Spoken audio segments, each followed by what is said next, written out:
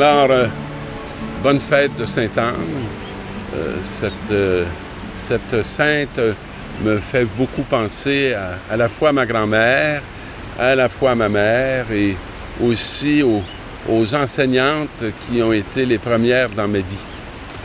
Il y avait une dévotion importante ici au pays d'Anne. Et on sait très bien qu'il y a un sanctuaire qui le signifie et qui le manifeste, Sainte-Anne-de-Beaupré. Et la communauté des religieuses qui tenait l'école élémentaire où je suis allé étaient des sœurs de Sainte-Anne. Donc, cette réalité de Anne, cette vie familiale, je dirais, élargie de la Sainte Famille, elle a beaucoup habité très simplement mon cœur d'enfant. Je ne peux pas parler du vôtre, mais mon cœur d'enfant. Et Anne est toujours demeurée pour moi quelqu'un de significatif qui m'a constamment référé à mes propres aïeuls. Et pour savoir que nos vies ne commencent jamais juste avec nous-mêmes, mais qu'ils sont précédés par une infinie d'alliances qui nous a constitués et qui a préparé les êtres uniques que nous sommes. Et de bien s'insérer dans cette histoire humaine qui est la nôtre, c'est déjà une bonne façon de faire l'unité avec nous-mêmes, avec Dieu et avec le mystère de la vie. Alors, il y avait une grande famine dans le pays. Il y a toutes sortes de famines. Ici, au Québec, on peut penser qu'il y a beaucoup de monde qui ont faim parce qu'il y a une multitude de banques alimentaires. Donc, ce qui veut signifier qu'il y a des gens qui ont des difficultés à pouvoir manger ou tout au moins bien manger.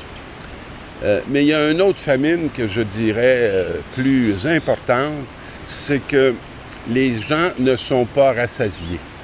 Et c'est le cœur qui n'est pas rassasié. Et on est toujours à la recherche d'expériences ou de relations nouvelles pour essayer d'apaiser cette affection qui semble toujours insatiable parce qu'elle n'est pas comblée, parce qu'elle n'est pas dans la plénitude. Et cette réalité-là, je pense qu'elle ne peut être comblée que par Dieu, parce que nous ne sommes pas des êtres, je dirais, à exclusivité terrestre, mais nous avons aussi un esprit et une intelligence et un cœur qui demandent qu'on en prenne soin. Alors, et dans cette première parole qui est tirée du livre d'Élisée, on nous dit que sur la récolte nouvelle, quelqu'un offrit à Élisée, l'homme de Dieu, 20 pains d'orge et du grain frais dans un sac. Un geste petit et un geste grand. Dans une période de famine et de manque, on est plutôt porté à tout garder. Et dans ce geste d'offrir à Élisée, on s'aperçoit qu'il y a un renoncement. Il y a un renoncement à un bien légitime. Il y a un renoncement qui peut nous fragiliser davantage, surtout si on est en période de famine. Alors, cette expérience du renoncement, elle est peut-être en manque dans notre aujourd'hui. Et probablement des réalités qui fait qu'une grande partie de notre humanité est sous-alimentée, c'est qu'il y a une absence de renoncement. Et c'est comme si le renoncement va être l'occasion d'une multiplicité, d'une transformation profonde. Et c'est ce que le texte va nous dire. Alors, parce que notre ami Élisée dit « Donne-le à tous ces gens pour qu'ils mangent. » Et son serviteur répondit « Comment donner cela à 100 personnes? » Et Élisée reprend « On mangera et il en restera. » Alors il les servit, ils mangèrent et il en resta selon la parole du Seigneur. Si on risquait Dieu, on risque beaucoup de politique, on fait beaucoup de comptabilité, on propose beaucoup de solutions, tous aussi brillantes et intelligentes les unes que les autres. Mais si on risquait Dieu, qu'adviendrait-il? Dans la deuxième lecture, frères, moi qui suis en prison à cause du Seigneur, je vous encourage à suivre fidèlement l'appel que vous avez reçu de Dieu. Alors, il ne dit pas qu'il est en prison à cause de ses larcins. Il ne dit pas qu'il est en prison parce qu'il a mal fait. Il est là à cause du Seigneur, puis il invite ses frères à ne pas laisser le Seigneur. C'est étrange parce qu'on pourrait dire, bien, soyez prudents parce que vous allez vous ramasser à la mauvaise place. Non, lui il dit, et je vous encourage à être fidèle à l'appel que vous avez reçu de Dieu. Puis il la nomme, ayez beaucoup d'humilité, de douceur et de patience. Supportez-vous les uns les autres avec amour. Pas supportez-vous avec courage, avec amour. C'est pas la même chose que de supporter l'autre parce qu'on n'est pas capable de l'aimer, mais qu'on veut retenir une colère ou retenir une agressivité.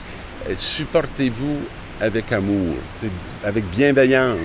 Ayez à cœur de garder l'unité dans l'Esprit Saint par le lien de la paix. C'est un grand défi que de garder l'unité parce qu'on est toujours en tentation de division. On a toujours un petit désir de vouloir se séparer, s'isoler pour ne pas être dérangé ou ne pas être incommodé par la réalité de l'autre. Et votre vocation vous appelle à une seule espérance. Alors, de même qu'il n'y a qu'un seul corps et un seul esprit, il n'y a qu'un seul Seigneur, une seule foi, un seul baptême, un seul Dieu, le Père de tous, qui règne au-dessus de tous, par tous et en tous. J'ai l'impression qu'il y avait des divisions dans la communauté. Et j'ai l'impression que certains se réclamaient d'un, puis les autres se réclamaient d'un autre, ou d'une autre pensée, ou d'une autre réalité. Et Paul, qui est dans la prison, dans une situation de fragilité et de vulnérabilité, continue à interpeller de façon très incarnée ses frères et par une parole très sûre et très juste en les ramenant à ce qui est essentiel, qui est l'être même de Dieu et la personne de Jésus-Christ, qui sont les seuls lieux où on peut faire une unité. Et on retrouve dans l'Évangile une parole qui répond au premier texte, qui est le texte de la multiplication des pains. Et Jésus gagne la montagne et s'assied avec ses disciples, un peu avant la Pâque. Et il lève les yeux et voit une foule nombreuse qui venait à lui. Il dit à Philippe, « Où pourrions-nous acheter du pain pour qu'ils aient à manger? » Cette réalité-là était pour les mettre à l'épreuve, parce qu'il savait très bien où il le prendrait. Mais cette question-là, il nous la pose à nous. Où on va acheter du pain pour nourrir la foule, pour être capable de combler les humains des besoins qu'ils ont. Et devant cette réalité-là, on est toujours dépassé. Parce que si on part de nous, on va se trouver et en manque de ressources et en difficulté de répondre à des besoins aussi grands qui sont à la démesure de nos capacités. Alors, on retrouve la réponse de Philippe qui va dire il y a un jeune garçon qui a 5 pains d'orge et 2 poissons. Mais qu'est-ce que cela pour tant de monde? Avez-vous déjà regardé qu'est-ce qui peut nourrir dans votre vie? Et probablement, ce qui peut nourrir le plus dans votre vie, c'est pas vos forces. Parce que tout le monde n'a pas vos forces. Ce n'est pas d'abord vos dons. Parce que tout le monde n'a pas vos dons. Mais il y a quelque chose que nous avons tous en commun, c'est nos fragilités, c'est nos limites. Et lorsqu'on accepte de regarder nos limites avec lucidité, lorsqu'on accepte de les offrir, c'est étonnant comment le monde se reconnaît dans les limites des autres et qu'une limite qui a été comblée par une présence, une limite qui a pris sens à travers un amour, une limite dans laquelle on a pu faire l'expérience de Dieu ou découvrir sa bonté, devient une parole qui nourrit non seulement les uns, mais qui nourrit aussi les autres. Et lorsqu'on l'a partagé, c'est très rare qu'on se retrouve dans un vide parce qu'il y a comme quelque chose qui nous a échappé, mais on se retrouve dans une plénitude parce qu'on est dans une communion et que je dirais qu'on est dans une unité, on est dans une adhésion parce que chacun peut s'y reconnaître. Chaque fois que j'ai visité des humains, des frères et des sœurs avec des amis dont m'avait comblé le Seigneur et par lesquels il me comble toujours, mes frères et sœurs handicapés physiques, j'ai pu expérimenter qu'il n'était pas d'abord un ensemble de limites, mais qu'il pouvait prendre sens et devenir un pain de vie pour ceux qui n'avaient pas encore apprivoisé leurs propres limites. Alors demandons au Seigneur qu'on puisse entrer dans cette grâce et découvrir que l'Eucharistie qui nous est donnée chaque jour est justement un lieu où le corps du Christ est excessivement limité parce qu'il n'est que pain et vin et pourtant, depuis des millénaires, il peut nourrir ceux qui veulent bien le recevoir dans la grâce de Jésus-Christ. Bonne semaine et surtout que le pain eucharistique vous comble jour après jour. C'était un peu avant la Pâque, qui est la grande fête des Juifs. Déjà l'heure était avancée et le jour commençait à baisser. Les 12 s'approchèrent de lui. « Maître, l'endroit est désert et il est déjà tard. » Renvoie donc cette foule. Ils pourront aller dans les villages et les fermes des environs pour y loger et trouver de quoi manger. Ils n'ont pas besoin de s'en aller. Donnez-leur vous-même à manger. Il disait cela pour les mettre à l'épreuve, car lui-même savait bien ce qu'il allait faire.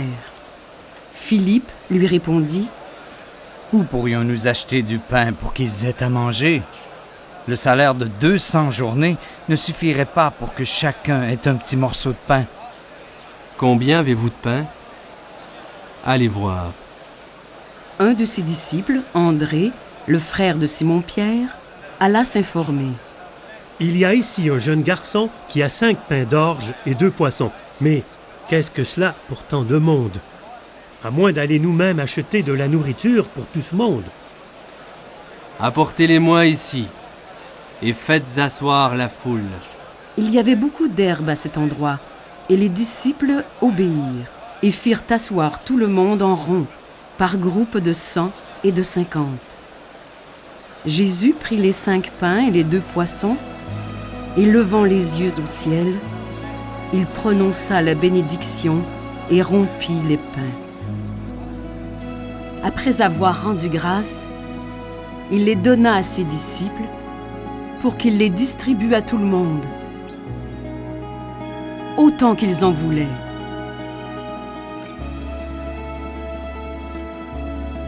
Quand ils eurent tous mangé à leur faim, il dit à ses disciples : « Ramassez les morceaux qui restent, pour que rien ne soit perdu. » Ils les ramassèrent et ils remplirent 12 paniers avec les poissons et les morceaux qui restaient des 5 pains d'orge après le repas. Ceux qui avaient mangé étaient au nombre de 5000 hommes, sans compter les femmes et les enfants. À la vue du signe que Jésus avait accompli, les gens disaient : « C'est vraiment lui le grand prophète, celui qui était annoncé et qui doit venir dans le monde. » Mais Jésus savait qu'ils étaient sur le point de venir le prendre de force et faire de lui leur roi. Alors, de nouveau, il se retira, tout seul, dans la montagne.